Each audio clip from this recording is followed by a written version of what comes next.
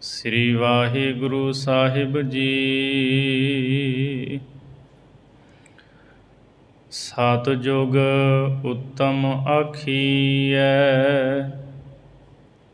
ਇਕ ਫੇੜੈ ਸਭ ਦੇਸ ਦੁਹੇਲਾ। ਤ੍ਰੇਤੈ ਨਗਰੀ ਪੀੜੀਐ, ਦੁਆਪੁਰ ਵੰਸ ਵਿਧੁੰਸ ਕੁਵੇਲਾ। ਕਲਯੁਗ ਸਚ ਨਿਆਓ ਹੈ, ਜੋ ਬੀਜੈ ਸੋ ਲੁਣੈ ਇਕੇਲਾ। ਪਾਰ ਬ੍ਰਹਮ ਪੂਰਨ ਬ੍ਰਹਮ, ਸ਼ਬਦ ਸੁਰਤ ਸਤਿਗੁਰ ਗੁਰ ਚੇਲਾ। ਨਾਮ ਦਾਨ ਇਸਨਾਨ ਦ੍ਰਿੜ, ਸਾਧ ਸੰਗਤ ਮਿਲ ਅੰਮ੍ਰਿਤ ਵੇਲਾ। ਮਿੱਠਾ ਬੋਲਣ ਨਿਵ ਚੱਲਣ, ਹੱਥੋਂ ਦੇਣਾ ਸਹਿਜ ਸੁਹੇਲਾ। ਗੁਰਮੁਖ ਸੁਖ ਫਲ ਨੇਹੋ ਨਵੇਲਾ, ਗੁਰਮੁਖ ਸੁਖ ਫਲ ਨੇਹੋ ਨਵੇਲਾ। ਵਾਹਿਗੁਰੂ ਜੀ ਕਾ ਖਾਲਸਾ, ਵਾਹਿਗੁਰੂ ਜੀ ਕੀ ਫਤਿਹ। ਪਤਿਤ ਪਾਵਨ ਭਗਤ ਵਸ਼ਲ, ਕਰੁਣਾ ਨਿਧਾਨ ਦੀਨਾ ਬੰਧੂ ਜੋਤੀ ਸਵੈ ਰੂਪ। ਚਵਰ ਛਤਰ ਤਖਤ ਦੇ ਮਾਲਕ, ਧੰਨ ਸ੍ਰੀ ਗੁਰੂ ਗ੍ਰੰਥ ਸਾਹਿਬ ਸੱਚੇ ਪਾਤਸ਼ਾਹ ਜੀ ਦੀ ਪਵਿੱਤਰ ਹਜ਼ੂਰੀ ਦੇ ਅੰਦਰ ਹਾਜ਼ਰੀਆਂ ਭਰ ਰਹੀ ਸਤਿਗੁਰੂ ਦੀ ਸਾਜੀ ਨਿਵਾਜੀ ਗੁਰੂ ਰੂਪ ਗੁਰੂ ਖਾਲਸਾ ਸਾਧ ਸੰਗਤ ਜੀ, ਆਓ ਭਾਈ ਗੁਰਦਾਸ ਸਾਹਿਬ ਜੀ ਦੀਆਂ ਵਾਰਾਂ ਦੀ ਚੱਲ ਰਹੀ ਲੜੀਵਾਰ ਵਿਚਾਰ ਦੇ ਨਾਲ ਜੁੜੀਏ। 12ਵੀਂ ਵਾਰ ਦੇ ਵਿੱਚੋਂ ਆਪ ਜੀ ਨੇ ਹੁਣ ਤੱਕ 15 ਪੌੜੀਆਂ ਤੱਕ ਦੀ ਵਿਚਾਰ ਸਰਵਣ ਕੀਤੀ ਹੈ। ਇਸ ਤੋਂ ਅੱਗੇ 16ਵੀਂ ਪੌੜੀ ਦੇ ਵਿੱਚ ਭਾਈ ਗੁਰਦਾਸ ਸਾਹਿਬ ਜੀ ਕਲਯੁਗ ਦੀ ਮਹਾਨਤਾ ਅਤੇ ਉੱਤਮਤਾ ਦਰਸਾਉਂਦੇ ਹੈ। ਭਾਈ ਗੁਰਦਾਸ ਸਾਹਿਬ ਜੀ ਨੂੰ ਗੁਰਸਿੱਖਾਂ ਨੇ ਪੁੱਛਿਆ, ਭਾਈ ਗੁਰਦਾਸ ਜੀ, ਯੁੱਗਾਂ ਬਾਬਤ ਜੋ ਵਿਚਾਰ ਪ੍ਰਚਲਿਤ ਹਨ, ਤੁਸੀਂ ਕਿਸ ਤਰ੍ਹਾਂ ਦੇਖਦੇ ਹੋ? ਤਾਂ ਭਾਈ ਗੁਰਦਾਸ ਸਾਹਿਬ ਜੀ ਨੇ ਕਿਹਾ, ਗੁਰਸਿੱਖੋ, ਅਸਲ ਦੇ ਵਿੱਚ ਮਨੁੱਖੀ ਸੁਭਾਅ ਬਦਲ ਜਾਂਦੇ ਹੈ ਜਦੋਂ ਸੱਚੇ ਨਾਮ ਦੇ ਵਿੱਚ ਬੰਦਾ ਜੁੜਿਆ ਹੋਵੇ, ਸਤਵਾਦੀ ਜੀਵਨ ਹੋਵੇ, ਸੱਚ ਬੋਲਣ ਦਾ ਆਦੀ ਹੋਵੇ, ਉੱਥੇ ਹੀ ਸਤਿਯੁਗ ਹੈ। ਅਸਲ ਦੇ ਵਿੱਚ ਇਹ ਸੁਭਾਅ ਬਦਲਦੇ ਹੈ ਔਰ ਉਸ ਦੀ ਫਿਰ ਸਮੇਂ ਦੇ ਨਾਲ ਜੋੜ ਕੇ ਇਹ ਸੰਗਿਆ ਬਣਾ ਦਿੱਤੀ ਜਾਂਦੀ ਹੈ। ਇਹ ਸਤਿਯੁਗ ਹੈ, ਇਹ ਕਲਯੁਗ ਹੈ, ਇਹ ਦੁਆਪਰ, ਇਹ ਤ੍ਰੇਤਾ। ਇਸ ਤਰ੍ਹਾਂ ਗੁਰਬਾਣੀ ਦੇ ਵਿੱਚ ਮਹਾਰਾਜ ਨੇ ਬਚਨ ਕੀਤਾ ਹੈ, ਸੋਈ ਚੰਦ ਚੜ੍ਹੇ ਸੇ ਤਾਰੇ, ਸੋਈ ਦਿਨਿਅਰ ਤਪਤ ਰਹਿ, ਸਾ ਧਰਤੀ ਸਾ ਪੌਣ ਚੁਲਾਰੇ, ਜੁਗ ਜੀ ਖੇਲੇ ਥਾਵ ਕੈਸੇ। ਉਹੀ ਚੰਦ, ਉਹੀ ਸੂਰਜ, ਉਹੀ ਧਰਤੀ, ਸਾਰਾ ਕੁਝ ਤਾਂ ਉਹੀ ਹੈ, ਫਿਰ ਯੁੱਗ ਕਿਵੇਂ ਬਦਲ ਗਿਆ? ਸੋ ਜਿਵੇਂ ਸ਼ਾਸਤਰਾਂ ਦੇ ਵਿੱਚ ਕਥਨ ਕੀਤਾ ਕਿ ਸਤਿਯੁਗ ਦੇ ਵਿੱਚ ਇਸ ਤਰ੍ਹਾਂ ਹੁੰਦਾ ਸੀ, ਭਾਈ ਗੁਰਦਾਸ ਜੀ ਉਸ ਨੂੰ ਦ੍ਰਿਸ਼ਟਾਂਤ ਮਾਤਰ ਵਰਤ ਕੇ ਅਤੇ ਸਾਰਿਆਂ ਨੂੰ ਸਮਝਾਉਂਦੇ ਹੈ ਵੀ ਵੇਖੋ ਸਤਿਯੁਗ ਦੇ ਵਿੱਚ ਸ਼ਾਸਤਰ ਕਹਿੰਦੇ ਵੀ ਇਸ ਤਰ੍ਹਾਂ ਸੀ। ਭਾਈ ਗੁਰਦਾਸ ਜੀ ਕਹਿੰਦੇ ਫਿਰ ਕਲਯੁਗ ਉੱਤਮ ਹੋਇਆ ਸਾਰਿਆਂ ਤੋਂ, ਕਲਯੁਗ ਮਹਾਨ ਹੋਇਆ। ਉਹ ਕਿਵੇਂ, ਇਸ ਪੌੜੀ ਵਿੱਚ ਦੱਸ ਰਹੇ ਹੈ। ਸਤਿਯੁਗ ਉੱਤਮ ਆਖੀਐ, ਇਕ ਫੇੜੈ ਸਭ ਦੇਸ ਦੁਹੇਲਾ। ਸਤਿਯੁਗ ਨੂੰ ਉੱਤਮ ਕਿਹਾ ਜਾਂਦਾ ਹੈ, ਪਰ ਸ਼ਾਸਤਰ ਕਥਨ ਮੁਤਾਬਕ ਸਤਿਯੁਗ ਦੇ ਵਿੱਚ ਪਤਾ ਕੀ ਹੁੰਦਾ ਸੀ, ਭਾਵੇਂ ਉਹਨੂੰ ਉੱਤਮ ਕਹਿੰਦੇ ਸੀ, ਪਰ ਕੋਈ ਇੱਕ ਬੰਦਾ ਭੈੜਾ ਕਰਮ ਕਰਦਾ ਸੀ ਤੇ ਸਾਰੇ ਦੇਸ਼ ਨੂੰ ਸਜ਼ਾ ਦਿੱਤੀ ਜਾਂਦੀ ਸੀ। ਭੈੜਾ ਕਰਮ ਕਿਸੇ ਨੇ, ਗੁਨਾਹ ਕਿਸੇ ਇੱਕ ਨੇ ਕੀਤਾ, ਸਜ਼ਾ ਸਾਰੇ ਦੇਸ਼ ਨੂੰ ਦਿੱਤੀ ਜਾਂਦੀ ਸੀ। ਸਾਰਾ ਦੇਸ਼ ਉਸ ਸਜ਼ਾ ਦੇ ਨਾਲ ਦੁਹੇਲਾ ਪੀੜਤ ਹੁੰਦਾ ਸੀ, ਪੀੜਿਆ ਜਾਂਦਾ ਸੀ। ਤ੍ਰੇਤੈ ਨਗਰੀ ਪੀੜੀਐ, ਦੁਆਪਰ ਵੰਸ ਵਿਧੁੰਸ ਕੁਵੇਲਾ। ਫਿਰ ਆਇਆ ਸਮਾਂ, ਬਦਲਿਆ, ਉਹਦੀ ਸੰਗਿਆ ਹੋਈ ਤ੍ਰੇਤਾ। ਤ੍ਰੇਤੇ ਵਿੱਚ ਜਦੋਂ ਕੋਈ ਇੱਕ ਭੈੜਾ ਕਰਮ ਕਰਦਾ ਸੀ ਤਾਂ ਸਾਰੀ ਨਗਰੀ ਨੂੰ ਸਜ਼ਾ ਦਿੱਤੀ ਜਾਂਦੀ ਸੀ, ਸਾਰੀ ਨਗਰੀ ਪੀੜੀ ਜਾਂਦੀ ਸੀ। ਤੇ ਉਸ ਤੋਂ ਬਾਅਦ ਦੁਆਪਰ ਆਇਆ, ਤੇ ਦੁਆਪਰ ਵਿੱਚ ਜਦੋਂ ਕੋਈ ਇੱਕ ਗੁਨਾਹ ਕਰਦਾ ਸੀ, ਭੈੜਾ ਕਰਮ ਕਰਦਾ ਸੀ, ਤਾਂ ਉਹਦੀ ਵੰਸ਼ ਨੂੰ ਸਾਰੀ ਨੂੰ ਸਜ਼ਾ ਦੇ ਕੇ ਖਤਮ ਕਰ ਦਿੱਤਾ ਜਾਂਦਾ ਸੀ। ਸੋ ਇਸ ਤਰ੍ਹਾਂ ਦਾ ਵਿਧਾਨ ਸੀ ਉਹਨਾਂ ਯੁੱਗਾਂ ਦੇ ਵਿੱਚ। ਦੁਆਪਰ ਵੰਸ ਵਿਧੁੰਸ ਕੁਵੇਲਾ। ਭਾਈ ਗੁਰਦਾਸ ਸਾਹਿਬ ਜੀ ਕਹਿੰਦੇ ਵੇਖੋ, ਜਿਹੜਾ ਦੁਆਪਰ ਹੈ ਉਹਦੇ ਵਿੱਚ ਵੰਸ ਨੂੰ, ਉਹਦੀ ਸਾਰੀ ਵੰਸ਼ ਨੂੰ ਸਜ਼ਾ ਦਿੱਤੀ ਜਾਂਦੀ ਸੀ, ਤੇ ਉਹਦੇ ਕੁਲ ਨਾਸ਼ ਦੀ ਇਹ ਕੁਵੱਲੀ ਭਾਵ ਖੋਟੀ ਬਿਪਤਾ ਪੈਂਦੀ ਸੀ। ਤੇ ਹੁਣ ਅੱਗੇ ਦੱਸਦੇ ਆ ਵੀ ਕਲਯੁਗ ਉੱਤਮ ਕਿਵੇਂ ਹੈ। ਕਲਯੁਗ ਸੱਚ ਨਿਆਓ ਹੈ, ਜੋ ਬੀਜੈ ਸੋ ਲੁਣੈ ਇਕੇਲਾ। ਕਲਯੁਗ ਦੇ ਵਿੱਚ ਸੱਚਾ ਨਿਆਂ ਹੈ। ਇੱਥੇ ਜੋ ਬੀਜੇਗਾ ਉਹੀ ਫਸਲ ਵੱਢੇਗਾ। ਭਾਵ ਇਹ ਹੈ ਵੀ ਜਿੱਦਾਂ ਦਾ ਕੋਈ ਕਰਮਾਂ ਦਾ ਬੀਜ ਬੀਜੇਗਾ ਉੱਦਾਂ ਦਾ ਫਲ ਭੋਗ ਲਵੇਗਾ। ਸੁੱਖ ਦੁੱਖ ਉਹਦੇ ਕਰਮਾਂ ਅਨੁਸਾਰ ਮਿਲਣੇ ਹੈ। ਇਹ ਨਹੀਂ ਵੀ ਗੁਨਾਹ ਕੋਈ ਹੋਰ ਕਰੇ ਤੇ ਸਜ਼ਾ ਕਿਸੇ ਹੋਰ ਨੂੰ ਮਿਲੇਗੀ। ਸ਼ਾਸਤਰਾਂ ਮੁਤਾਬਕ ਇਹ ਗੱਲ ਕਹੀ ਜਾਂਦੀ ਹੈ ਵੀ ਸਤਿਯੁਗ ਉੱਤਮ ਸੀ, ਤੇ ਭਾਈ ਗੁਰਦਾਸ ਜੀ ਕਹਿੰਦੇ ਸੋਚ ਕੇ ਵੇਖੋ, ਉਹ ਉੱਤਮ ਸੀ, ਗਲਤੀ ਇੱਕ ਕਰਦਾ ਸੀ, ਸਜ਼ਾ ਸਾਰਿਆਂ ਨੂੰ। ਇਹ 'ਚ ਕਾਹਦੀ ਉੱਤਮਤਾ ਹੋਈ। ਫਿਰ ਤ੍ਰੇਤੇ ਦੇ ਵਿੱਚ ਭੈੜਾ ਕਰਮ ਕੋਈ ਇੱਕ ਕਰੇ, ਸਜ਼ਾ ਸਾਰੀ ਨਗਰੀ ਨੂੰ, ਸਾਰੇ ਪਿੰਡ ਨੂੰ ਸਜ਼ਾ ਦਿੱਤੀ ਜਾਂਦੀ ਸੀ। ਦੁਆਪਰ ਦੇ ਵਿੱਚ ਕੋਈ ਇੱਕ ਭੈੜਾ ਕਰਮ ਕਰਦਾ, ਉਹਦੀ ਸਾਰੀ ਕੁਲ ਨੂੰ ਸਜ਼ਾ ਦਿੱਤੀ ਜਾਂਦੀ ਸੀ। ਕਹਿੰਦੇ ਕਲਯੁਗ ਦੇ ਵਿੱਚ ਐਸਾ ਕੋਈ ਵਿਧਾਨ ਨਹੀਂ ਹੈ। ਇੱਥੇ ਜਿਹੜਾ ਗੁਨਾਹ ਕਰੇਗਾ ਸਜ਼ਾ ਉਸੇ ਨੂੰ ਮਿਲੇਗੀ। ਜਿੱਦਾਂ ਦਾ ਕੋਈ ਇੱਥੇ ਬੀਜ ਬੀਜੇਗਾ ਉੱਦਾਂ ਦਾ ਹੀ ਉਹ ਫਲ ਦੁੱਖ ਅਤੇ ਸੁੱਖ ਉਹਦਾ ਜਿਹੜਾ ਹੈ ਉਹ ਭੋਗ ਲਵੇਗਾ। ਅਤੇ ਜਦੋਂ ਅਸੀਂ ਗੁਰੂ ਗ੍ਰੰਥ ਸਾਹਿਬ ਦੀ ਬਾਣੀ ਪੜ੍ਹਦੇ ਹਾਂ ਅਤੇ ਸਤਿਗੁਰੂ ਜੀ ਨੇ ਵੀ ਬਾਣੀ ਵਿੱਚ ਜ਼ਿਕਰ ਕੀਤਾ ਹੈ, ਸਤਿਯੁਗ ਤ੍ਰੇਤਾ ਦੁਆਪਰ ਭਣੀਐ, ਕਲਯੁਗ ਊਤਮੋ ਜੁਗਾ ਮਾਹੇ। ਮਹਾਰਾਜ ਕਹਿੰਦੇ ਸਤਿਯੁਗ ਦੁਆਪਰ ਅਤੇ ਤ੍ਰੇਤਾ ਇਹ ਕਹੇ ਜਾਂਦੇ ਹੈ, ਪਰ ਕਲਯੁਗ ਸਾਰੇ ਯੁੱਗਾਂ ਵਿੱਚੋਂ ਉੱਤਮ ਹੈ, ਮਹਾਨ ਹੈ। ਕਿਉਂ? ਇਹ ਕਰ ਕਰੇ ਸੋ ਇਹ ਕਰ ਪਾਏ, ਕੋਈ ਨਾ ਪਕੜੀਏ ਕਿਸੇ ਥਾਏ। ਜਿਹੜਾ ਇਸ ਹੱਥ ਦੇ ਨਾਲ ਕਰੇਗਾ ਉਹ ਇਸ ਹੱਥ ਦੇ ਨਾਲ ਹੀ ਫਲ ਪਾਵੇਗਾ, ਉਹਦਾ ਦੁੱਖ ਪਾ ਲਵੇ ਸੁੱਖ ਪਾ ਲਵੇ। ਕੋਈ ਨਾ ਪਕੜੀਏ ਕਿਸੇ ਥਾਂ, ਕਿਸੇ ਦੂਜੇ ਦੇ ਥਾਂ ਕੋਈ ਦੂਜਾ ਨਹੀਂ ਫੜਿਆ ਜਾਂਦਾ। ਇੱਥੇ ਜਿਹੜਾ ਗੁਨਾਹਗਾਰ ਹੈ, ਜਿਹੜਾ ਭੈੜੇ ਕਰਮ ਕਰਦਾ, ਸਜ਼ਾ ਉਸੇ ਨੂੰ ਮਿਲੇਗੀ। ਇਹ ਕਲਯੁਗ ਦੇ ਵਿੱਚ ਵਿਧਾਨ ਹੈ। ਸੋ ਇਸ ਲਈ ਕਲਯੁਗ ਮਹਾਨ ਹੋਇਆ। ਸਤਿਯੁਗ ਤੋਂ, ਦੁਆਪਰ ਤੋਂ, ਤ੍ਰੇਤੇ ਤੋਂ ਉੱਤਮਤਾ ਹੈ, ਮਹਾਨਤਾ ਹੈ।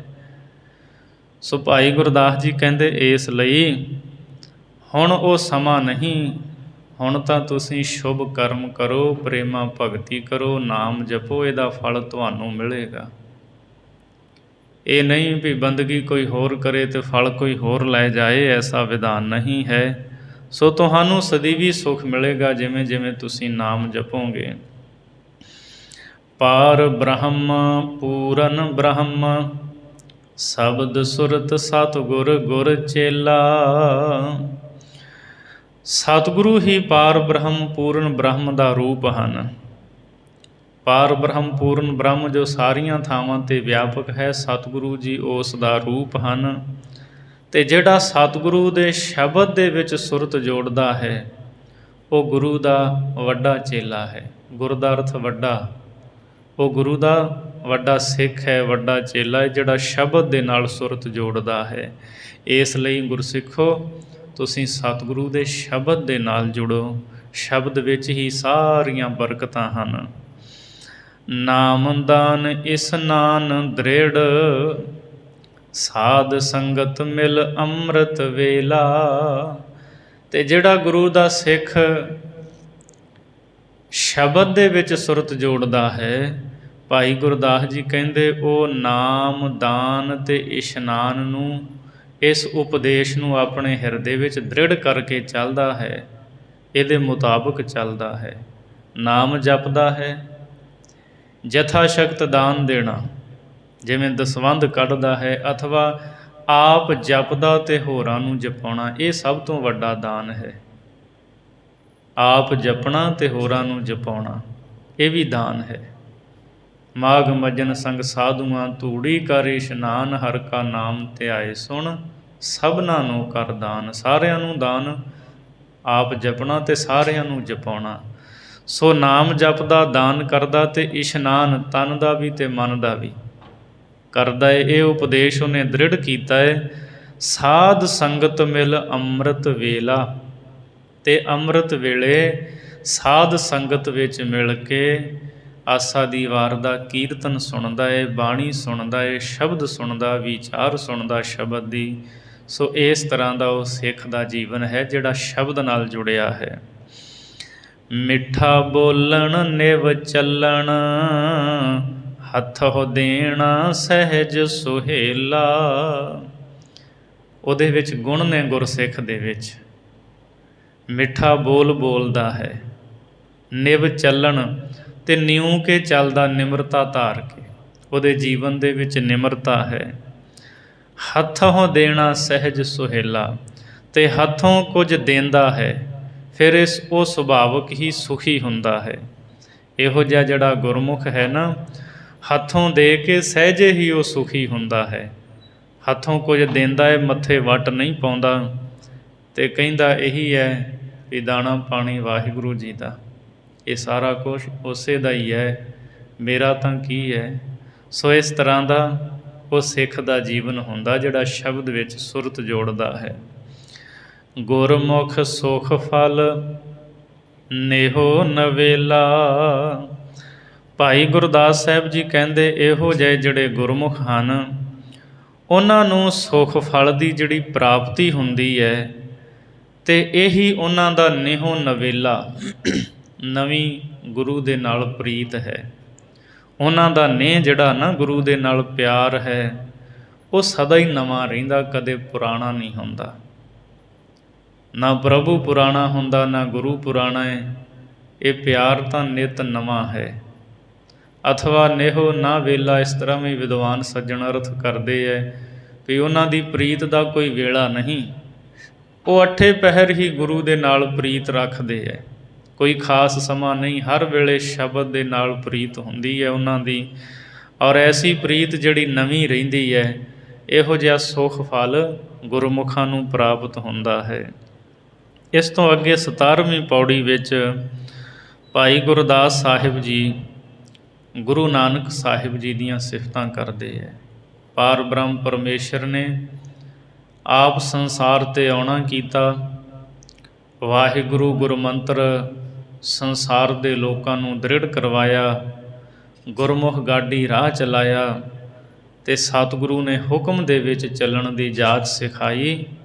ਇਹ ਗੁਰਸਿੱਖਾਂ ਨੂੰ ਪੂਰਾ ਥਾਟ ਗੁਰਸਿੱਖੀ ਦਾ ਬਣਾ ਕੇ ਗੁਰੂ ਨਾਨਕ ਸਾਹਿਬ ਨੇ ਦਿੱਤਾ। ਨਿਰੰਕਾਰ ਆਕਾਰ ਕਰ ਜੋਤ ਸਰੂਪ ਅਨੂਪ ਦਿਖਾਇਆ। ਭਾਈ ਗੁਰਦਾਸ ਜੀ ਕਹਿੰਦੇ ਨੇ, ਨਿਰੰਕਾਰ ਜਿਸ ਪਰਮੇਸ਼ਰ ਦਾ ਕੋਈ ਆਕਾਰ ਨਹੀਂ ਹੈ, ਉਸ ਨਿਰਗੁਣ ਪਰਮਾਤਮਾ ਨੇ ਆਕਾਰ ਕਰਕੇ ਪੰਜ ਭੌਤਿਕ ਇਹ ਸਰੀਰ, ਪੰਜਾਂ ਤੱਤਾਂ ਦਾ ਇਹ ਸਰੀਰ ਬਣਾ ਕੇ ਜੋਤ ਸਰੂਪ ਅਨੂਪ ਦਿਖਾਇਆ। ਆਪਣਾ ਜੋਤ ਸਵਰੂਪ ਅਨੂਪਮ ਜੋ ਉਪਮਾ ਤੋਂ ਰਹਿਤ ਉਸ ਸੰਸਾਰ ਦੇ ਲੋਕਾਂ ਨੂੰ ਵਿਖਾਇਆ। ਭਾਵ ਪਰਮਾਤਮਾ ਨੇ ਪੰਜ ਭੌਤਿਕ ਸਰੀਰ ਧਾਰ ਕੇ ਗੁਰੂ ਨਾਨਕ ਸਾਹਿਬ ਜੀ ਤੇ ਉਸ ਸਰੀਰ ਦੇ ਵਿੱਚ ਅਨੂਪਮ ਜਿਹੜੀ ਜੋਤ ਹੈ, ਜਿਹਦੀ ਉਪਮਾ ਨਹੀਂ ਕੀਤੀ ਜਾ ਸਕਦੀ, ਉਸ ਜੋਤ ਨੂੰ ਟਿਕਾ ਕੇ ਤੇ ਸਾਰੇ ਸੰਸਾਰ ਨੂੰ ਸਤਿਗੁਰੂ ਨੇ ਦਰਸ਼ਨ ਵਿਖਾਇਆ। ਬੇਦ ਕਤੇਬ ਅਗੋਚਰਾ, ਵਾਹਿਗੁਰੂ ਗੁਰ ਸ਼ਬਦ ਸੁਣਾਇਆ।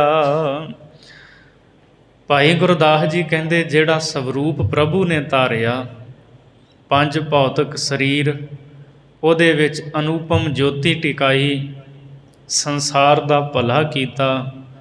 ਗੁਰੂ ਨਾਨਕ ਸਾਹਿਬ ਦੇ ਉਸ ਸਰੂਪ ਨੂੰ ਵੇਦਾਂ ਤੇ ਕਤੇਬਾਂ ਤੋਂ ਵੀ ਬਿਆਨ ਨਹੀਂ, ਵੇਦ ਤੇ ਕਤੇਬ ਵੀ ਉਹਨੂੰ ਬਿਆਨ ਨਹੀਂ ਕਰ ਸਕਦੇ। ਵੇਦ ਕਤੇਬ ਅਗੋਚਰਾ, ਉਹ ਸਵਰੂਪ ਵੇਦਾਂ ਤੇ ਕਤੇਬਾਂ ਤੋਂ ਬਾਹਰ ਹੀ ਹੈ। ਵੇਦਾਂ ਕਤੇਬਾਂ ਦਾ ਵਿਸ਼ਾ ਨਹੀਂ, ਉਹਨੂੰ ਬਿਆਨ ਨਹੀਂ ਕਰ ਸਕਦੇ। ਵਾਹਿਗੁਰੂ ਗੁਰ ਸ਼ਬਦ ਸੁਣਾਇਆ, ਤੇ ਗੁਰੂ ਨਾਨਕ ਸਾਹਿਬ ਜੀ ਨੇ ਵਾਹਿਗੁਰੂ ਗੁਰ ਸ਼ਬਦ ਸੰਸਾਰ ਦੇ ਲੋਕਾਂ ਨੂੰ ਸੁਣਾਇਆ। ਇਹ ਗੁਰਮੰਤਰ ਦਿੱਤਾ ਸਤਿਗੁਰੂ ਨੇ। ਚਾਰ ਵਰਨ ਚਾਰ ਮਜ਼ਹਬਾ, ਚਰਨ ਕਵਲ ਸਰਣਾਗਤ ਆਇਆ। ਚਾਰ ਵਰਨ ਜਿਹੜੇ ਨੇ, ਬ੍ਰਾਹਮਣ, ਖੱਤਰੀ, ਵੈਸ਼, ਸ਼ੂਦਰ, ਤੇ ਚਾਰ ਇਸਲਾਮ ਦੇ ਮਜ਼ਹਬ, ਸ਼ੀਆ, ਸੁੰਨੀ, ਰਾਫਜੀ, ਇਮਾਮ, ਸਾਫੀ। ਚਾਰ ਵਰਨ ਤੇ ਚਾਰ ਮਜ਼ਹਬ ਵਾਲੇ ਗੁਰੂ ਨਾਨਕ ਸਾਹਿਬ ਦੇ ਚਰਨਾਂ ਦੀ ਸ਼ਰਨ ਵਿੱਚ ਆਏ। ਚਾਰ ਵਰਨ ਚਾਰ ਮਜ਼ਹਬਾਂ ਨੇ ਸਤਿਗੁਰੂ ਦੇ ਚਰਨਾਂ ਦੀ ਸ਼ਰਨ ਪ੍ਰਾਪਤ ਕੀਤੀ। ਪਾਰਸ ਪਰਸ ਅਪਰਸ ਜਗ, ਅਸ਼ਟ ਧਾਤ ਇੱਕ ਧਾਤ ਕਰਾਇਆ। ਤੇ ਪਾਰਸ ਦੀ ਵੱਟੀ ਜਿਵੇਂ ਹੋਰ ਧਾਤਾਂ ਨੂੰ ਛੂਹ ਕੇ ਅੱਠਾਂ ਧਾਤਾਂ ਨੂੰ ਇੱਕ ਧਾਤ ਸੋਨਾ ਬਣਾ ਦਿੰਦੀ ਹੈ ਨਾ, ਇਸੇ ਤਰ੍ਹਾਂ ਗੁਰੂ ਨਾਨਕ ਸਾਹਿਬ ਜੀ ਨੇ ਜਿਹੜੇ ਚਾਰ ਵਰਨ ਤੇ ਚਾਰ ਮਜ਼ਹਬ ਦੇ ਲੋਕ ਸਨ, ਪਾਰਸ ਪਰਸ ਅਪਰਸ ਜਗ, ਪਾਰਸ ਵਾਂਗ ਪਰਸ ਛੋਹ ਕੇ ਆਪਣੀ ਛੂਹ ਬਖਸ਼ ਕੇ ਸਤਿਗੁਰੂ ਨੇ ਅਪਰਸ ਜਗ, ਜਗਤ ਦੇ ਵਿੱਚ ਜਿਹੜੇ ਅਪਵਿੱਤਰ ਸਨ, ਉਹਨਾਂ ਅਪਵਿੱਤਰਾਂ ਨੂੰ ਮਹਾਰਾਜ ਜੀ ਨੇ ਉਹ ਅੱਠਾਂ ਧਾਤਾਂ ਨੂੰ, ਚਾਰ ਵਰਨ ਚਾਰ ਮਜ਼ਹਬਾਂ ਨੂੰ ਇੱਕ ਧਾਤ, ਇੱਕ ਸੋਨਾ ਭਾਵ ਇੱਕ ਗੁਰਸਿੱਖ ਬਣਾ ਦਿੱਤਾ, ਸ਼ੁੱਧ ਹਿਰਦੇ ਵਾਲੇ ਬਣਾ ਦਿੱਤਾ। ਚਾਰ ਵਰਨਾਂ ਵਾਲੇ ਵੀ ਸਤਿਗੁਰੂ ਨਾਨਕ ਦੇਵ ਜੀ ਦੇ ਸਿੱਖ ਬਣੇ, ਚਾਰ ਮਜ਼ਹਬਾਂ ਵਾਲੇ ਵੀ ਗੁਰੂ ਨਾਨਕ ਸਾਹਿਬ ਦੇ ਸਿੱਖ ਬਣੇ। ਐਸੀ ਕਿਰਪਾ ਕੀਤੀ ਸਤਿਗੁਰੂ ਨੇ, ਪਾਰਸ ਵਾਂਗ ਛੂਹ ਕੇ ਸੁੱਧ ਸੋਨਾ ਬਣਾਇਆ, ਭਾਵ ਗੁਰਸਿੱਖ ਬਣਾ ਦਿੱਤਾ। ਪੈਰੀ ਪਾਏ ਨਿਵਾਏ ਕੈ, ਹਉਮੈ ਰੋਗ ਅਸਾਧ ਮਿਟਾਇਆ। ਫਿਰ ਸਤਿਗੁਰੂ ਨੇ ਆਪਣੇ ਪੈਰੀਂ ਪਾ ਕੇ, ਆਪਣੇ ਚਰਨੀ ਪਾ ਕੇ ਤੇ ਆਪਣੇ ਤੇਜ ਪ੍ਰਤਾਪ ਦੇ ਨਾਲ ਉਹਨਾਂ ਨੂੰ ਨਿਵਾ ਕੇ, ਨਿਮਰੀ ਭੂਤ ਕਰਕੇ ਉਹਨਾਂ ਦਾ ਅਸਾਧ ਜੋ ਹਉਮੈ ਦਾ ਰੋਗ ਸੀ, ਸਤਿਗੁਰੂ ਨੇ ਮੇਟ ਦਿੱਤਾ। ਹੁਣ ਵੱਲੀ ਕੰਧਾਰੀ ਵਰਗੇ ਕਿੰਨੇ ਵੱਡੇ ਹੰਕਾਰੀ ਸੀ, ਪੱਥਰ ਰੋੜ ਦਿੰਦੇ ਆ ਉੱਤੋਂ, ਸਤਿਗੁਰੂ ਗੁਰੂ ਨਾਨਕ ਦੇਵ ਮਹਾਰਾਜ ਜੀ ਆਪਣਾ ਪੰਜਾ ਲਾ ਕੇ ਰੋਕਦੇ ਐ ਤੇ ਉਹ ਆ ਕੇ ਗੱਲਬਾਤ ਕਰਦਾ ਮਹਾਰਾਜ ਦੇ ਨਾਲ, ਉਹਦਾ ਹੰਕਾਰ ਚੂਰ ਚੂਰ ਹੋ ਜਾਂਦਾ ਹੈ। ਵੱਲੀ ਕੰਧਾਰੀ ਵਰਗਿਆਂ ਦਾ ਹੰਕਾਰ ਤੋੜਿਆ। ਜਦੋਂ ਸਤਿਗੁਰੂ ਮੱਕੇ ਜਾਂਦੇ ਐ, ਟੰਗੋਂ ਪਕੜ ਘਸੀਟਿਆ ਫਿਰਿਆ ਮੱਕਾ ਕਲਾ ਦਿਖਾਰੀ। ਸੋ ਮਹਾਰਾਜ ਨੇ ਉੱਥੇ ਵੀ ਵੱਡੀ ਰਹਿਮਤ ਕੀਤੀ। ਜਦੋਂ ਜੀਵਨਨਾਮੇ ਕਾਜੀ ਨੇ ਫੜ ਕੇ ਮਹਾਰਾਜ ਜੀ ਦੀਆਂ ਪਵਿੱਤਰ ਲੱਤਾਂ ਨੂੰ ਘੁਮਾਇਆ, ਮੱਕਾ ਘੁੰਮਿਆ, ਅਖੀਰ ਗੱਲਬਾਤ ਹੁੰਦੀ ਹੈ ਤੇ ਫਿਰ ਉਹ ਸਤਿਗੁਰੂ ਦੇ ਚਰਨੀ ਪੈ ਜਾਂਦੇ ਆ। ਮਹਾਰਾਜ ਨੇ ਚਰਨੀ ਪਾ ਕੇ ਸਾਰਿਆਂ ਨੂੰ ਨਿਭਾਇਆ, ਨਿਮਰੀ ਭੂਤ ਕੀਤਾ, ਤੇ ਹਉਮੈ ਦਾ ਅਸਾਧ ਰੋਗ ਜਿਹੜਾ ਸੀ ਨਾ, ਕਦੇ ਮਿਟਣ ਵਾਲਾ ਨਹੀਂ, ਸਾਧਿਆ ਜਾਣ ਵਾਲਾ ਨਹੀਂ, ਉਹ ਮਿਟਾ ਦਿੱਤਾ। ਨਾਲ ਗੁਰਸਿੱਖਾਂ ਨੂੰ ਇਹ ਸਿੱਖਿਆ ਦਿੱਤੀ, ਹੁਕਮ ਰਜਾਈ ਚੱਲਣਾ, ਗੁਰਮੁਖ ਗਾਡੀ ਰਾਹੋ ਚਲਾਇਆ। ਰਜਾਈ ਜੋ ਰਜਾ ਕਰਨ ਵਾਲਾ ਮਾਲਕ ਹੈ ਨਾ, ਪਰਮੇਸ਼ਰ, ਉਹਦੇ ਹੁਕਮ ਦੇ ਵਿੱਚ ਚੱਲਣ ਦੀ ਜਾਚ ਸਿਖਾਈ ਸਤਿਗੁਰੂ ਨੇ। ਗੁਰਮੁਖ ਗਾਡੀ ਰਾਹੋ ਚਲਾਇਆ, ਔਰ ਗੁਰਮੁਖਾਂ ਦੇ ਲਈ ਇਹ ਗਾਡੀ ਰਾਹ ਕਹਿੰਦੇ ਜਿਹੜਾ ਸਿੱਧਾ ਪੱਧਰਾ ਰਸਤਾ ਹੋਵੇ। ਇੱਕ ਹੁੰਦਾ ਪਹਾੜੀ ਰਸਤਾ, ਉੱਚਾ ਨੀਵਾਂ, ਤੌਖਲਾ ਬਣਿਆ ਰਹਿੰਦਾ, ਕਿਤੇ ਖੱਡ 'ਚ ਨਾ ਡਿੱਗ ਜਾਈਏ। ਸਤਿਗੁਰੂ ਨੇ ਤਾਂ ਇਹ ਗੁਰਸਿੱਖੀ ਦਾ, ਪ੍ਰੇਮਾ ਭਗਤੀ ਦਾ ਸਿੱਧਾ ਰਸਤਾ ਚਲਾਇਆ ਹੈ। ਇੱਥੇ ਕੋਈ ਵੀ ਆ ਕੇ ਗੁਰੂ ਉਪਦੇਸ਼ਾਂ ਨੂੰ ਧਾਰ ਕੇ ਗੁਰਮੁਖ ਬਣ ਕੇ ਪ੍ਰੇਮਾ ਭਗਤੀ ਦੇ ਮਾਰਗ 'ਤੇ ਚੱਲ ਸਕਦਾ ਹੈ। ਸੋ ਇਹ ਗਾਡੀ ਰਾਹ, ਖੁੱਲ੍ਹਾ ਪੱਧਰਾ ਰਾਹ ਸਤਿਗੁਰੂ ਨੇ ਚਲਾਇਆ ਹੈ। ਪੂਰਾ ਥਾਟ ਬਣਾਇਆ, ਪੂਰੇ ਸਤਿਗੁਰੂ ਨੇ ਇਹ ਪੂਰਾ ਥਾਟ ਭਾਵ ਪੂਰੀ ਬਣਾਵਟ ਬਣਾਈ ਹੈ। ਗੁਰਸਿੱਖੀ ਮਾਰਗ ਸਤਿਗੁਰੂ ਨੇ ਅਧੂਰਾ ਨਹੀਂ ਰਹਿਣ ਦਿੱਤਾ, ਪੂਰਾ ਬਣਾਇਆ ਹੈ। ਸੋ ਐਸੀ ਕਿਰਪਾ ਕੀਤੀ ਗੁਰੂ ਨਾਨਕ ਸਾਹਿਬ ਜੀ ਨੇ, ਪੂਰੇ ਸਤਿਗੁਰੂ ਨੇ ਗੁਰਸਿੱਖੀ ਦਾ ਪੂਰਾ ਥਾਟ ਭਾਵ ਗੁਰਸਿੱਖੀ ਦੀ ਪੂਰੀ ਬਣਾਵਟ ਬਣਾਈ ਹੈ। ਇਹ ਸਤਿਗੁਰੂ ਗੁਰੂ ਨਾਨਕ ਸਾਹਿਬ ਦੀ ਸਿਫਤ ਵਿੱਚ ਭਾਈ ਗੁਰਦਾਸ ਨੇ 17ਵੀਂ ਪੌੜੀ ਕਹੀ ਹੈ। ਜਿਹੜੇ ਗੁਰੂ ਨਾਨਕ ਸਾਹਿਬ ਦੇ ਸਿੱਖ ਬਣੇ, ਸਤਿਗੁਰੂ ਦਾ ਉਪਦੇਸ਼ ਲੈ ਕੇ ਗੁਰਮੁਖ ਬਣੇ, ਹੁਣ ਉਹਨਾਂ ਦਾ 18ਵੀਂ ਪੌੜੀ ਵਿੱਚ ਭਾਈ ਗੁਰਦਾਸ ਜੀ ਜ਼ਿਕਰ ਕਰ ਰਹੇ ਹੈ ਵੀ ਗੁਰਮੁਖ ਕਿਸ ਤਰ੍ਹਾਂ ਦੇ ਹੁੰਦੇ ਹੈ। ਜੰਮਣ ਮਰਣਹੁ ਬਾਹਰੇ, ਪਰ ਉਪਕਾਰੀ ਜਗ ਵਿੱਚ ਆਏ। ਗੁਰਮੁਖ ਜੰਮਣ ਤੇ ਮਰਨ ਤੋਂ ਬਾਹਰ ਹੀ ਹੁੰਦੇ ਹੈ, ਜੰਮਦੇ ਮਰਦੇ ਨਹੀਂ, ਉਹ ਜੂਨਾਂ ਵਿੱਚ ਨਹੀਂ ਭਟਕਦੇ, ਉਹ ਤਾਂ ਸੰਸਾਰ ਵਿੱਚ ਪਰ ਉਪਕਾਰ ਕਰਨ ਵਾਸਤੇ ਆਉਂਦੇ ਹੈ। ਅਸੀਂ ਬਾਣੀ ਦਾ ਬਚਨ ਪੜ੍ਹਦੇ ਹਾਂ, ਜਨਮ ਮਰਨ ਦੋਹੂੰ ਮਹਿ ਨਾਹੀ, ਜਨ ਪਰ ਉਪਕਾਰੀ ਆਏ, ਜੀ ਦਾਨ ਦੇ ਭਗਤੀ ਲਾਇਨ, ਹਰ ਸਿਉ ਲੈਨ ਮਿਲਾਏ। ਉਹ ਤਾਂ ਜੀਵਨ ਦਾਨ ਬਖਸ਼ਦੇ ਹੈ, ਭਗਤੀ ਕਰਨ ਲਾਉਂਦੇ ਹੈ, ਬਖਸ਼ਿਸ਼ਾਂ ਕਰਦੇ ਹੈ। ਸੋ ਗੁਰਮੁਖ ਜੰਮਣ ਮਰਨ ਤੋਂ ਰਹਿਤ ਹਨ ਅਤੇ ਪਰ ਉਪਕਾਰ ਕਰਨ ਲਈ ਸੰਸਾਰ ਵਿੱਚ ਆਉਂਦੇ ਹੈ। ਭਾਉ ਭਗਤ ਉਪਦੇਸ਼ ਕਰ, ਸਾਧ ਸੰਗਤ ਸੱਚਖੰਡ ਵਸਾਏ। ਪ੍ਰੇਮਾ ਭਗਤੀ ਦਾ ਹੋਰਾਂ ਦੇ ਤਾਈਂ ਉਪਦੇਸ਼ ਕਰਦੇ ਹੈ। ਗੁਰਮੁਖ ਕੀ ਕਰਦੇ ਹੈ? ਹੋਰਾਂ ਨੂੰ ਨਾਮ ਜਪਣ ਦਾ ਉਪਦੇਸ਼ ਦਿੰਦੇ ਹੈ, ਬੰਦਗੀ ਕਰਨ ਦਾ ਉਪਦੇਸ਼ ਦਿੰਦੇ ਹੈ। ਸਤ ਸੰਗਤ ਕਰਿਆ ਕਰੋ, ਔਗਣਾਂ ਦਾ ਤਿਆਗ ਕਰੋ, ਜੀਵਨ ਵਿੱਚ ਗੁਣਾਂ ਨੂੰ ਪੈਦਾ ਕਰੋ, ਐਸੀਆਂ ਸਿੱਖਿਆਵਾਂ ਗੁਰਮੁਖ ਦਿੰਦੇ ਹੈ। ਸਾਧ ਸੰਗਤ ਸੱਚਖੰਡ ਵਸਾਏ, ਅਤੇ ਸਾਧ ਸੰਗਤ ਰੂਪੀ ਸੱਚਖੰਡ ਉਹਨਾਂ ਨੇ ਇਸ ਧਰਤੀ ਦੇ ਉੱਤੇ ਵਸਾ ਦਿੱਤਾ। ਗੁਰਮੁਖਾਂ ਨੇ ਸੱਚਖੰਡ, ਜਿਹੜੀ ਸਾਧ ਸੰਗਤ ਇਹ ਸੱਚਖੰਡ ਵਸਾਇਆ, ਸਾਧ ਸੰਗਤ ਕਾਇਮ ਕਰਦੇ ਹੈ। ਮਾਨ ਸਰੋਵਰ ਪਰਮਹੰਸ, ਗੁਰਮੁਖ ਸ਼ਬਦ ਸੁਰਤ ਲਿਵ ਲਾਏ। ਅਤੇ ਜਿਵੇਂ ਮਾਨ ਸਰੋਵਰ ਦੇ ਉੱਤੇ ਹੰਸ ਹੁੰਦੇ ਹੈ, ਇਸੇ ਤਰ੍ਹਾਂ ਸਾਧ ਸੰਗਤ ਰੂਪੀ ਮਾਨ ਸਰੋਵਰ ਦੇ ਪਰਮਹੰਸ ਹਨ। ਸਾਧ ਸੰਗਤ ਰੂਪੀ ਮਾਨ ਸਰੋਵਰ ਦੇ ਜਿਹੜੇ ਗੁਰਮੁਖ ਹਨ, ਉਹ ਪਰਮਹੰਸ ਹਨ, ਸਾਧ ਸੰਗਤ ਦੇ ਸਰੋਵਰ ਦੇ ਉੱਤੇ ਵਾਸਾ ਕਰਦੇ ਹੈ। ਗੁਰਮੁਖ ਸ਼ਬਦ ਸੁਰਤ ਲਿਵ ਲਾਏ। ਗੁਰਮੁਖ ਗੁਰੂ ਦੇ ਸ਼ਬਦ ਦੀ ਗਿਆਤ ਦੇ ਵਿੱਚ ਲਿਵ ਲਾਉਂਦੇ ਹੈ, ਸ਼ਬਦ ਦੇ ਵਿੱਚ ਆਪਣੀ ਸੁਰਤ ਜੋੜਦੇ, ਅਥਵਾ ਸ੍ਰੇਸ਼ਟ ਪ੍ਰੀਤੀ ਕਰਦਿਆਂ ਸ਼ਬਦ ਵਿੱਚ ਤਾਰ ਲਾਈ ਰੱਖਦੇ ਹੈ, ਲਿਵ ਲਾਈ ਰੱਖਦੇ ਹੈ।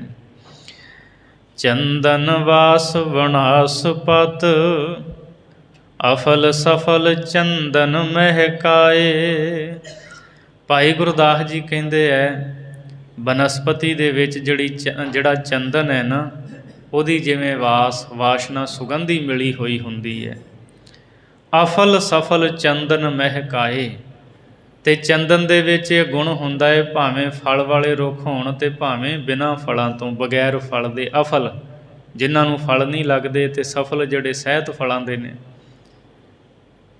ਸਿਰਫ ਵਾਂਸ ਨੂੰ ਛੱਡ ਕੇ ਬਾਕੀ ਸਾਰਿਆਂ ਨੂੰ ਫਲਦਾਰ, ਤੇ ਜਿਨ੍ਹਾਂ ਨੂੰ ਨਹੀਂ ਫਲ ਲੱਗਦੇ ਉਹਨਾਂ ਨੂੰ ਚੰਦਨ ਮਹਿਕਾ ਦਿੰਦਾ ਹੈ, ਸੁਗੰਧੀ ਵਾਲੇ ਬਣਾ ਦਿੰਦਾ ਹੈ।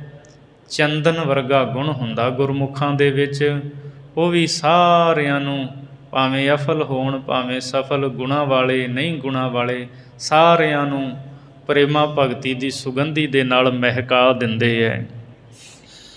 ਭਵ ਜਲ ਅੰਦਰ ਬੋਹੇ ਥੈ, ਹੋਏ ਪਰਵਾਰ ਸੋ ਪਾਰ ਲੰਘਾਏ।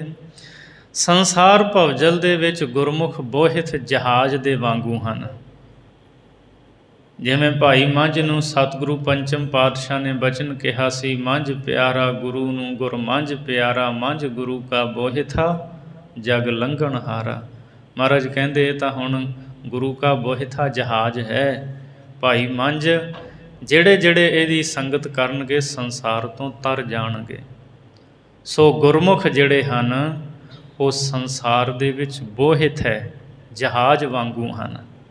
ਜਿਹੜੇ ਜਿਹੜੇ ਗੁਰਮੁਖਾਂ ਦੀ ਸੰਗਤ ਕਰਦੇ ਪਾਰ ਹੋ ਜਾਂਦੇ ਹੈ। ਹੋਏ ਪਰਿਵਾਰ ਸੋ ਪਾਰ ਲੰਘਾਏ, ਤੇ ਜਿਹੜੇ ਗੁਰਮੁਖਾਂ ਦੀ ਸੰਗਤ ਕਰਦੇ ਹੈ ਉਹਨਾਂ ਦਾ ਪਰਿਵਾਰ ਬਣ ਜਾਂਦੇ ਹੈ। ਉਹਨਾਂ ਨੂੰ ਸੰਸਾਰ ਭੌਜਲ ਤੋਂ ਗੁਰਮੁਖ ਪਾਰ ਕਰ ਦਿੰਦੇ ਹੈ। ਸੋ ਪਾਰ ਲੰਘਾਏ। ਇੱਥੇ ਪਾਠ ਇਸ ਤਰ੍ਹਾਂ ਵੀ ਆਉਂਦਾ ਹੈ, ਹੋਏ ਪਰਿਵਾਰ ਸਧਾਰ ਲੰਘਾਏ। ਸਧਾਰ ਤੋਂ ਭਾਵ ਪਰਿਵਾਰ ਨੂੰ ਸਵਾਰ ਕੇ, ਗੁਣਾਂ ਵਾਲਾ ਬਣਾ ਕੇ, ਮੈਲ ਪਾਪਾਂ ਦੀ ਦੂਰ ਕਰਕੇ ਸੰਸਾਰ ਤੋਂ ਪਾਰ ਕਰ ਦਿੰਦੇ ਹੈ। ਸੋ ਇਸ ਤਰ੍ਹਾਂ ਇਹ ਦੋਨੋਂ ਪਾਠ ਹਨ।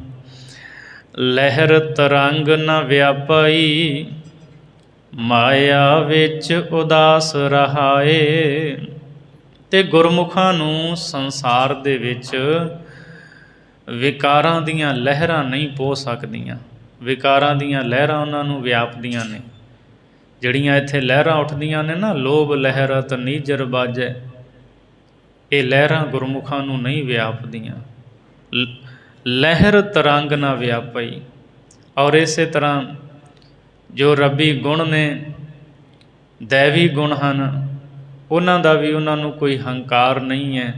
ਇਹ ਤਰੰਗਾਂ ਉਹਨਾਂ ਨੂੰ ਨਹੀਂ ਵਿਆਪਦੀਆਂ। ਅਤੇ ਮਾਇਆ ਵਿੱਚ ਸੰਸਾਰ ਵਿੱਚ ਰਹਿੰਦਿਆਂ ਹੋਇਆਂ ਉਦਾਸ ਉਪਰਾਮ ਨਿਰਲੇਪ ਰਹਿੰਦੇ ਹੈ।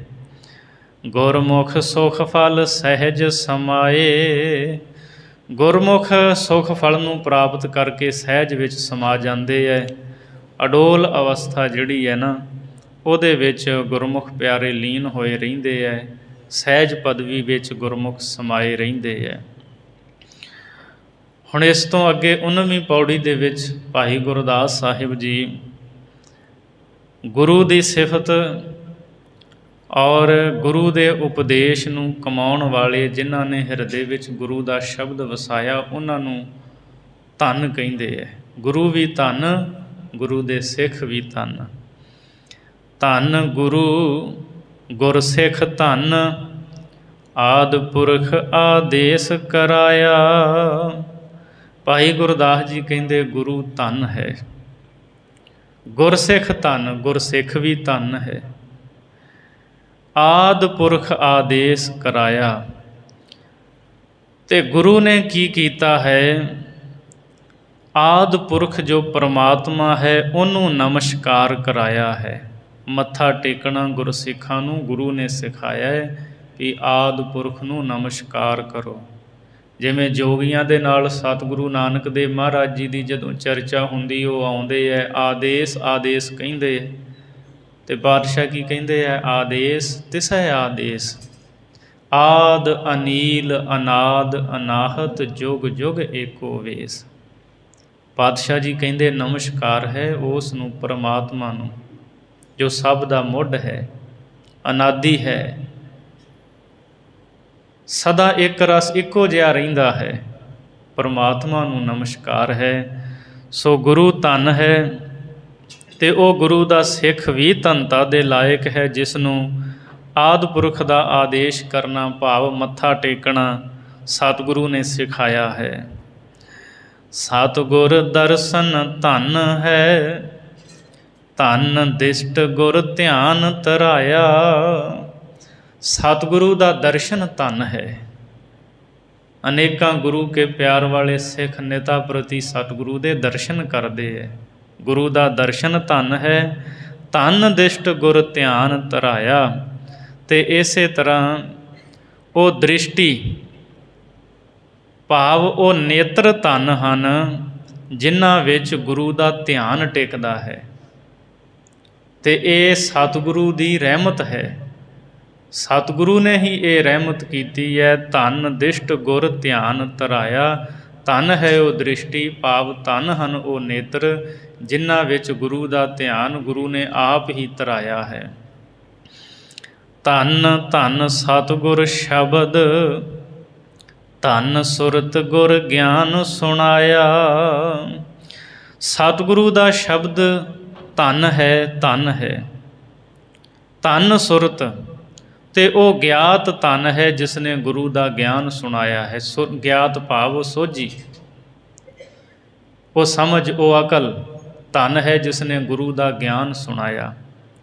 ਅਥਵਾ ਧੰਨ ਸੁਰਤ ਗੁਰ ਗਿਆਨ ਸੁਣਾਇਆ। ਸਤਿਗੁਰੂ ਦਾ ਸ਼ਬਦ ਧੰਨ ਹੈ ਅਤੇ ਧੰਨ ਹੈ ਉਹ ਸੁਰਤ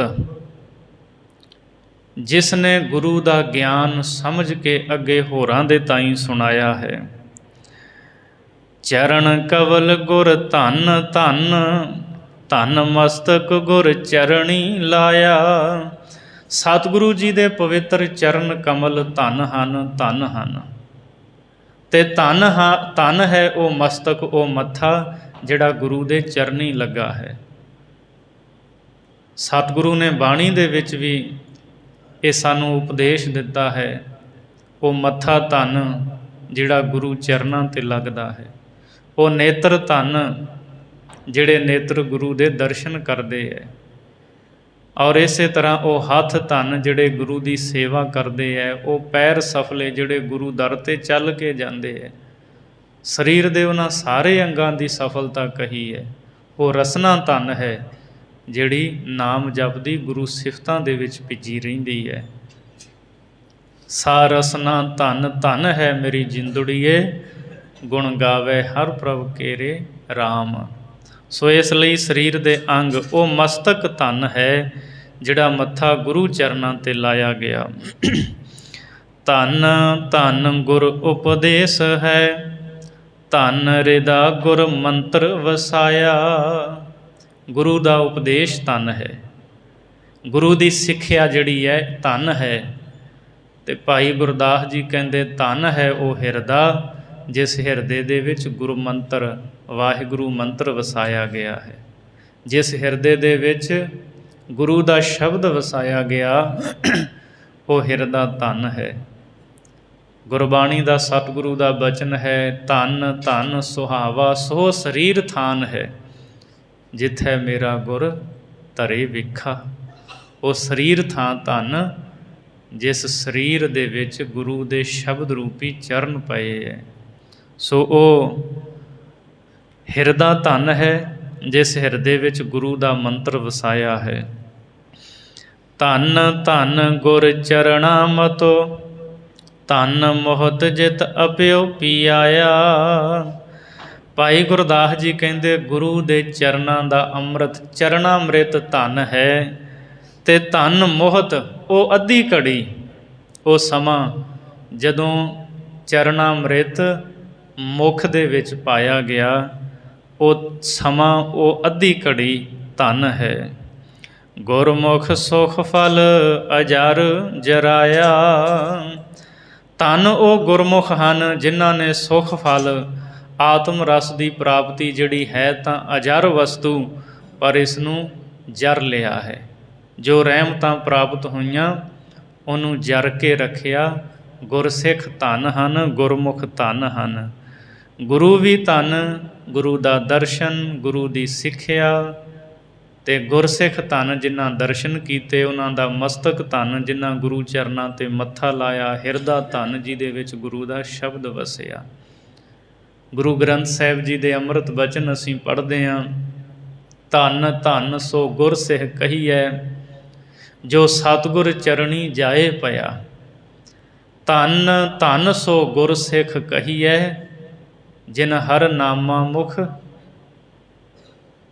ਜਿਨੇ ਹਰੀ ਦੇ ਨਾਮ ਨੂੰ ਮੁਖ ਤੋਂ ਜਪਿਆ। ਤੇ ਉਹ ਗੁਰੂ ਕਾ ਸਿੱਖ ਧਨ ਹੈ, ਜਿਹਦੇ ਮਨ ਵਿੱਚ ਪ੍ਰਭੂ ਦਾ ਨਾਮ ਸੁਣ ਕੇ ਚਾਉ ਪੈਦਾ ਹੁੰਦਾ ਹੈ। ਧੰਨ ਧੰਨ ਸੋ ਗੁਰ ਸਿੱਖ ਕਹੀਐ, ਜੋ ਸਤਿਗੁਰ ਚਰਣੀ ਜਾਏ ਪਿਆ। ਧੰਨ ਧੰਨ ਸੋ ਗੁਰ ਸਿੱਖ ਕਹੀਐ, ਜਿਨ ਹਰ ਨਾਮਾ ਮੁਖ ਰਾਮ ਕਹਿਆ। ਧੰਨ ਧੰਨ ਸੋ ਗੁਰ ਸਿੱਖ ਕਹੀਐ, ਜਿਸ ਹਰ ਨਾਮ ਸੁਣਿਐ ਮਨ ਆਨੰਦ ਭਇਆ। ਧੰਨ ਧੰਨ ਸੋ ਗੁਰ ਸਿੱਖ ਕਹੀਐ, ਜਿਨ ਸਤਿਗੁਰ ਸੇਵਾ ਕਰ ਹਰ ਨਾਮ ਲਿਆ। ਤੇ ਮਹਾਰਾਜ ਕਹਿੰਦੇ ਹੈ, ਉਸ ਗੁਰਸਿੱਖ ਨੂੰ ਸਦਾ ਨਮਸਕਾਰ ਹੈ, ਜਿਹੜਾ ਗੁਰੂ ਦੇ ਭਾਣੇ ਵਿੱਚ ਚੱਲਦਾ ਹੈ, ਉਹਨੂੰ ਮੱਥਾ ਟੇਕਦੇ ਹਾਂ। ਸੋ ਗੁਰਸਿੱਖ ਧੰਨ, ਗੁਰੂ ਧੰਨ। ਹੁਣ ਇਸ ਤੋਂ ਅੱਗੇ 20ਵੀਂ ਪੌੜੀ ਵਿੱਚ ਭਾਈ ਗੁਰਦਾਸ ਜੀ ਸਾਧ ਸੰਗਤ ਦੀ ਮਹਿਮਾ ਕਰਦੇ ਹੈ। ਸੁਖ ਸਾਗਰ ਹੈ ਸਾਧ ਸੰਗ, ਸੋਭਾ ਲਹਿਰ ਤਰੰਗ ਅਤੋਲੇ। ਸਾਧ ਸੰਗਤ ਜਿਹੜੀ ਹੈ, ਇਹ ਸੁੱਖਾਂ ਦਾ ਸਮੁੰਦਰ ਹੈ।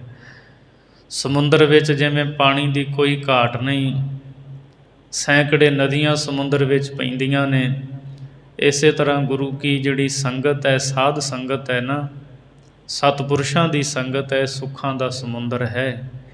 ਇੱਥੋਂ ਮਨ ਦਾ ਸਕੂਨ, ਮਨ ਦੇ ਸੁੱਖ ਪ੍ਰਾਪਤ ਹੁੰਦੇ ਹੈ। ਸੋਭਾ ਲਹਿਰ ਤਰੰਗ ਅਤੋਲੇ। ਤੇ ਇਹ ਸਾਧ ਸੰਗਤ ਰੂਪੀ ਜਿਹੜਾ ਸੁੱਖਾਂ ਦਾ ਸਮੁੰਦਰ ਹੈ, ਇਹਦੇ ਵਿੱਚ ਪਰਮਾਤਮਾ ਦੀਆਂ ਸਿਫਤਾਂ ਰੂਪੀ ਲਹਿਰਾਂ ਅਤੇ ਪਿਆਰ ਭਰੇ ਜਿਹੜੇ ਉੱਤਰ ਪ੍ਰਸ਼ਨ ਹਨ, ਇਹ ਤਰੰਗਾਂ ਅਣਗਿਣਤ ਹੀ ਸ਼ੋਭਦੀਆਂ ਹਨ। ਮਾਣਕ ਮੋਤੀ ਹੀਰਿਆਂ, ਗੁਰ ਉਪਦੇਸ਼ ਅਵੇਸ ਅਮੋਲੇ। ਤੇ ਸਾਧ ਸੰਗਤ ਰੂਪੀ ਸੁੱਖਾਂ ਦੇ ਸਮੁੰਦਰ ਦੇ ਵਿੱਚ ਮਾਣਕ ਮੋਤੀ ਹੀਰੇ ਜਿਹੜੇ ਅਮੋਲਕ, ਇਹ ਪ੍ਰਕਾਸ਼ ਰਹੇ ਨੇ। ਅਵੇਸ ਦਾ ਅਰਥ ਪ੍ਰਕਾਸ਼ਣਾ, ਚਮਕਣਾ। ਅਮੋਲੇ ਜਿਨ੍ਹਾਂ ਦਾ ਕੋਈ ਮੁੱਲ ਹੀ ਨਹੀਂ। ਇੱਥੇ ਵਿਵੇਕ, ਵੈਰਾਗ, ਖਟ ਸੰਪਤੀ ਰੂਪ ਇਹ ਮਾਣਕ ਮੋਤੀ ਹੀਰੇ ਜਿਹੜੇ ਹੈ ਨਾ, ਇਹ ਪ੍ਰਕਾਸ਼ਦੇ ਹੈ ਤੇ ਇਹ ਹੀਰੇ ਮੋਤੀ ਪ੍ਰਾਪਤ ਹੁੰਦੇ ਹੈ। ਰਾਗ ਰਤਨ ਅਨਹਦ ਧੁਨੀ, ਸ਼ਬਦ ਸੁਰਤ ਲਿਵ ਅਗਮ ਅਲੋਲੇ। ਤੇ ਸਾਧ ਸੰਗਤ ਦੇ ਵਿੱਚ ਗੁਰੂ ਕੀ ਬਾਣੀ ਦਾ, ਸ਼ਬਦਾਂ ਦਾ ਜੋ ਕੀਰਤਨ ਹੁੰਦਾ ਹੈ, ਭਾਈ ਗੁਰਦਾਸ ਜੀ ਕਹਿੰਦੇ ਰਾਗ ਰਤਨ ਅਨਹਦ ਧੁਨੀ। ਰਾਗ ਰਤਨ ਇਹ ਉੱਤਮ ਰਾਗਾਂ ਦੀ ਇੱਕ ਰਸ ਧੁਨੀ ਇੱਥੇ ਸਾਧ ਸੰਗਤ ਵਿੱਚ ਹੋ ਰਹੀ ਹੈ। ਜੋ ਕੀਰਤਨ ਦੀਆਂ ਧੁਨਾਂ ਅਸੀਂ ਸੁਣਦੇ ਹਾਂ ਨਾ, ਇਹ ਇੱਕ ਰਸ ਉੱਤਮ ਰਾਗਾਂ ਦੀ ਧੁਨੀ ਹੋ ਰਹੀ ਹੈ। ਸ਼ਬਦ ਸੁਰਤ ਲਿਵ ਅਗਮ ਅਲੋਲੇ। ਅਲੋਲੇ ਕਹਿੰਦੇ ਜਿੱਥੇ ਚੰਚਲਤਾ ਨਹੀਂ ਹੁੰਦੀ। ਸ਼ਬਦ ਦੀ ਸੁਰਤ ਦੇ ਵਿੱਚ ਜਿਹੜੀ ਲਿਵ ਲਾਉਣੀ ਹੈ, ਜਿਹੜੇ ਗੁਰਮੁਖ ਲਿਵ ਲਾਉਣ ਵਾਲੇ ਹੈ ਨਾ, ਉਹ ਅਡੋਲ ਹਨ ਔਰ ਕੋਈ ਚੰਚਲਤਾ ਨਹੀਂ, ਟਿਕਾਓ ਦੇ ਵਿੱਚ ਗੁਰੂ ਕੇ ਸ਼ਬਦ ਦੇ ਨਾਲ ਜੁੜਦੇ ਹੈ। ਰਿੱਧ ਸਿੱਧ ਨਿੱਧ ਸਭ ਗੋਲੀਆਂ, ਚਾਰ ਪਦਾਰਥ ਗੋਇਲ ਗੋਲੇ। ਤੇ ਸੁਖ ਸਾਗਰ ਜੋ ਸਾਧ ਸੰਗਤ, ਇਹਦੇ ਵਿੱਚ ਇੱਥੇ ਰਿੱਧੀਆਂ ਸਿੱਧੀਆਂ ਨਿੱਧੀਆਂ, ਇਹ ਸਾਰੀਆਂ ਹੀ ਗੋਲੀਆਂ ਹਨ। ਜਿਹੜੇ ਪ੍ਰਭੂ ਦੇ ਸੇਵਕ ਹਨ, ਦਾਸ ਹਨ, ਇਹ ਰਿੱਧਾਂ ਸਿੱਧਾਂ ਨਿੱਧਾਂ, ਇਹ ਸਾਰੀਆਂ ਪਰਮੇਸ਼ਰ ਦੇ ਪਿਆਰਿਆਂ ਦੀਆਂ ਦਾਸੀਆਂ ਹਨ। ਹੱਥ ਜੋੜ ਕੇ ਖਲੋਤੀਆਂ ਰਹਿੰਦੀਆਂ, ਸਾਨੂੰ ਅੰਗੀਕਾਰ ਕਰੋ, ਪਰ ਉਹ ਇਹਨਾਂ ਦੇ ਨਾਲ ਮਤਲਬ ਨਹੀਂ ਰੱਖਦੇ। ਚਾਰ ਪਦਾਰਥ ਗੋਇਲ ਗੋਲੇ। ਤੇ ਜਿਹੜੇ ਚਾਰ ਪਦਾਰਥ ਨੇ, ਧਰਮ ਅਰਥ ਕਾਮ ਮੋਕਸ਼, ਇਹ ਤਾਂ ਸੰਤਾਂ ਦੇ ਦਾਸਾਂ ਦੇ ਦਾਸ ਹਨ। ਇਹ ਉਹਨਾਂ ਦੇ ਦਾਸਾਂ ਦੇ ਦਾਸ, ਸੇਵਕਾਂ ਦੇ ਸੇਵਕ ਹਨ। ਸੋ ਗੁਰਮੁਖ ਪਿਆਰੇ ਇਹਨਾਂ ਦੇ ਵਿੱਚ ਵੱਜਦੇ ਨਹੀਂ ਹਨ। ਲੱਖ ਲੱਖ ਚੰਦ ਚਿਰਾਗ ਜੀ, ਲੱਖ ਲੱਖ ਅੰਮ੍ਰਿਤ ਪੀਚਨ ਝੋਲੇ। ਤੇ ਇੱਥੇ ਲੱਖਾਂ ਹੀ ਲੱਖ ਲੱਖ ਜਿਹੜੇ ਚੰਦਰਮਾ ਹਨ, ਉਹ ਮਸ਼ਾਲਚੀ ਹਨ, ਚਾਨਣ ਕਰਨ ਵਾਲੇ, ਪ੍ਰਕਾਸ਼ ਕਰਨ ਵਾਲੇ।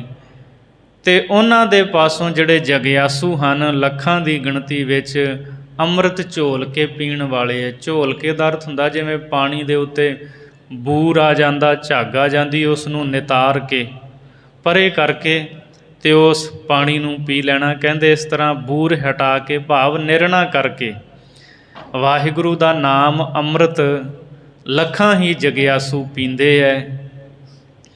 ਕਾਮ ਧੇਨ ਲਖ ਪਾਰ ਜਾਤ, ਜੰਗਲ ਅੰਦਰ ਚਰਨ ਅਡੋਲੇ। ਲੱਖਾਂ ਕਾਮ ਧੇਨ ਗਊਆਂ ਜੰਗਲ ਦੇ ਵਿੱਚ ਚਰਦੀਆਂ ਹਨ, ਅਤੇ ਲੱਖਾਂ ਪਾਰ ਜਾਤ ਜਿਹੜੇ ਰੁੱਖ ਹਨ ਅਡੋਲ ਖਲੋਤੇ ਹੈ। ਕਈ ਕਾਮ ਧੇਨ ਦੀ ਇੱਛਾ ਕਰਦੇ ਹੈ, ਕਾਮ ਧੇਨ ਗਊ ਮਿਲ ਜਾਏ, ਪਦਾਰਥ ਮਿਲਣਗੇ, ਪਾਰ ਜਾਤ ਰੁੱਖ ਪ੍ਰਾਪਤ ਹੋ ਜਾਏ, ਉਹਦੇ ਥੱਲੇ ਬਹਿ ਕੇ ਜੋ ਇੱਛਾ ਕਰੋ ਪ੍ਰਾਪਤ ਹੋ ਜਾਏਗਾ।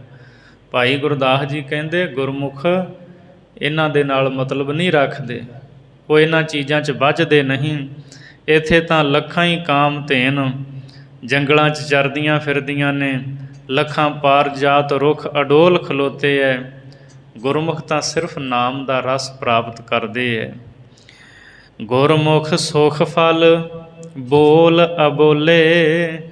ਗੁਰਮੁਖਾਂ ਨੂੰ ਜੋ ਸੁਖ ਫਲ ਪ੍ਰਾਪਤ ਹੋਇਆ ਹੈ ਉਹ ਬੋਲਣ ਤੋਂ ਅਬੋਲ ਹੈ, ਭਾਵ ਬੋਲ ਕੇ ਦੱਸਿਆ ਨਹੀਂ ਜਾ ਸਕਦਾ, ਅਕਥ ਹੈ। ਐਸੇ ਸੁਖ ਫਲ ਦੀ ਗੁਰਮੁਖਾਂ ਨੂੰ ਪ੍ਰਾਪਤੀ ਹੋਈ ਹੈ ਜੋ ਸ਼ਬਦਾਂ ਵਿੱਚ ਬਿਆਨ ਨਹੀਂ ਕੀਤਾ ਜਾ ਸਕਦਾ। ਭਾਈ ਗੁਰਦਾਸ ਜੀ ਕਹਿੰਦੇ ਐਸੇ ਜੀਵਨ ਵਾਲੇ ਹਨ ਗੁਰੂ ਕੇ ਪਿਆਰੇ ਸਿੱਖ, ਕਾਮ ਧੇਨ ਅਤੇ ਪਾਰ ਜਾਤ ਪਦਾਰਥਾਂ ਦੇ ਭੰਡਾਰ ਸਾਧ ਸੰਗਤ ਵਿੱਚ ਅਡੋਲ ਖਲੋਤੇ ਹੈ, ਪਰ ਗੁਰਮੁਖ ਉਹਨਾਂ ਦੀ ਲੋੜ ਹੀ ਨਹੀਂ ਰੱਖਦੇ। ਸੋ ਕਈ ਪ੍ਰਕਾਰ ਦੀਆਂ ਜਿਹੜੀਆਂ ਰਿੱਧੀਆਂ ਸਿੱਧੀਆਂ ਇਹਨਾਂ ਨੂੰ ਵੀ ਉਹ ਅੰਗੀਕਾਰ ਨਹੀਂ ਕਰਦੇ। ਸਿਰਫ ਪ੍ਰਭੂ ਦੇ ਪਿਆਰ ਦੇ ਵਿੱਚ ਧਰਮ ਦੀ ਕਿਰਤ ਕਰਦੇ ਆ, ਆਪਣੇ ਜੀਵਨ ਨੂੰ ਬਸ਼ਰ ਕਰਦੇ ਹੈ। ਸੋ ਗੁਰਮੁਖਾਂ ਦਾ ਜੀਵਨ ਸਭ ਤੋਂ ਉੱਤਮ ਹੈ, ਮਹਾਨ ਹੈ। ਸਤਿਗੁਰੂ ਮਿਹਰ ਕਰਨ। ਵਿਚਾਰਾਂ ਕਰਦਿਆਂ ਹੋਇਆਂ ਬੇਅੰਤ ਭੁੱਲਾਂ ਹੋ ਗਈਆਂ ਹੋਣਗੀਆਂ। ਧੰਨ ਗੁਰੂ ਗ੍ਰੰਥ ਸਾਹਿਬ ਜੀ ਮਹਾਰਾਜ, ਗੁਰੂ ਸੰਗਤ ਨੇ ਭੁੱਲਾਂ ਦੀ ਖਿਮਾ ਬਖਸ਼ਣੀ, ਅਗਾਂਹ ਵਾਸਤੇ ਸੁਮਤ ਬਖਸ਼ਣੀ ਜੀ। ਕਾਮ ਧੇਨ ਲਖ ਪਾਰ ਜਾਤ, ਜੰਗਲ ਅੰਦਰ ਚਰਨ ਅਡੋਲੇ। ਗੁਰਮੁਖ ਸੁਖ ਫਲ ਬੋਲ ਅਬੋਲੇ। ਵਾਹਿਗੁਰੂ ਜੀ ਕਾ ਖਾਲਸਾ, ਵਾਹਿਗੁਰੂ ਜੀ ਕੀ ਫਤਿਹ।